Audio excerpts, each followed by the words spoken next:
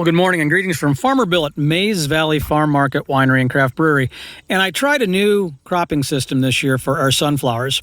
I've been a little frustrated with our weed control options in the past and the weather that we've been having and limiting them. So I researched a little bit and I got into companion crops. What a companion crop is a crop that you plant along with the designated crop that you want. In this case, I researched it and I found some commercial sunflower growers doing it. Note here, we don't grow sunflowers commercially. This is for people to come out and cut blooms and take pictures and stuff like that when they visit our winery and craft brewery and our farm market. But I'm trying some new systems here. So I'm not the expert at this at all. I just want to give you my first year observations. And right here you can kind of see where we turn the drill around on the end of the field, and we didn't plant either sunflowers or the companion crop and the weeds that pop through. And I've kind of found this somewhat relieving in the sense that all the expense and time that I put into that companion crop might be paying off. Now I have a lot more learning how to do it. In this case, we planted them all together with a John Deere drill. An old, I can't remember what number the drill is. It's an old one. It's about 40 years old, but it worked fine. And we planted mostly Clearfield variety sunflowers here. And so they're somewhere around a 60-day to bloom, 80 to 90-day maturity. And then we have a few of the fancy varieties sprinkled in, and off the top of my head, I can't really remember, multi-branching and things like that. But right here, I was injured this year, so I'm the main tractor guy. I wasn't able to do it. My brother-in-law graciously, who's our winemaker, stepped up and did it. And he had a few skippers on the end. And look at this, where you see, I'll tip the camera. Right here, yeah, we don't have the sunflowers shading out, but sunflowers weren't going to do the weed control here. It's this companion crop. Look how thick this is. I got fescue, I got lamb's quarters, I got pigweed, I got everything growing in there. But you come back over here, and here's the companion crop. Look at the difference. It's substantial.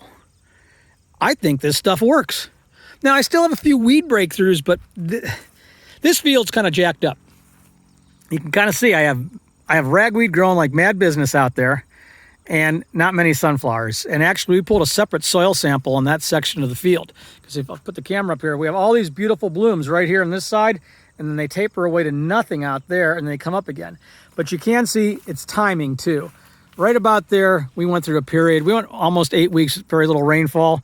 These got a little shot of rain the next planting. This field sequentially planted about 6 different times down here to have them come up along as they go. But my point is, right here is a drainage ditch they put in the early 1900s. All the soil along here is the stuff that they dredged out of the ditch over the years, and it only made it about this far when they spun around. I need to get a bulldozer out here and move this soil a little bit farther. But that's not the point. The point is this cover companion crop.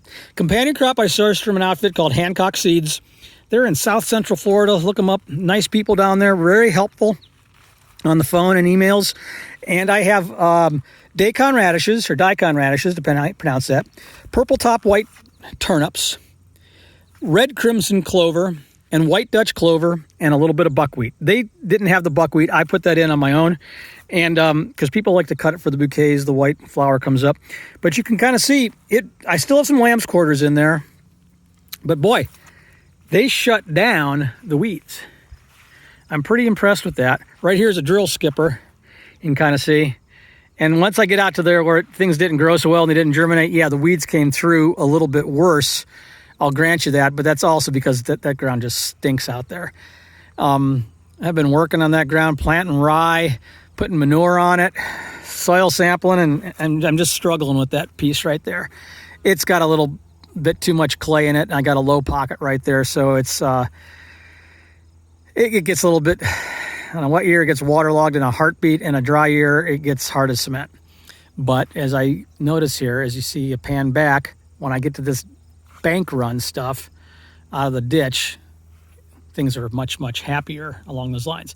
We drain out of a place called the Hartville Swamp, and the soil that gets into that ditch is the best in the world, I think. And that's what you're seeing right here.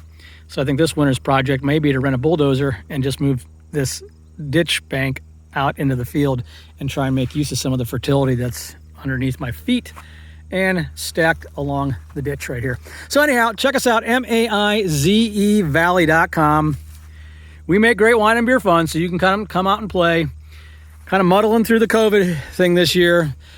The sunflower field is open 12 to 3. Our market, winery, craft brewery, restaurant is open 10 to 8. Kitchen closes at 7. But we're offering the limited sunflower activities before we get into the corn maze and pumpkin picking stuff for the fall. However, we're going to do that. We're still not sure yet. But this is one of my observations on companion crops this year. Again, once again, there's the weeds where we did not get any companion crops growing like mad business right here. And then boom, where we have the sunflowers and the companion crop, the suppression is awesome. Thank you for stopping by.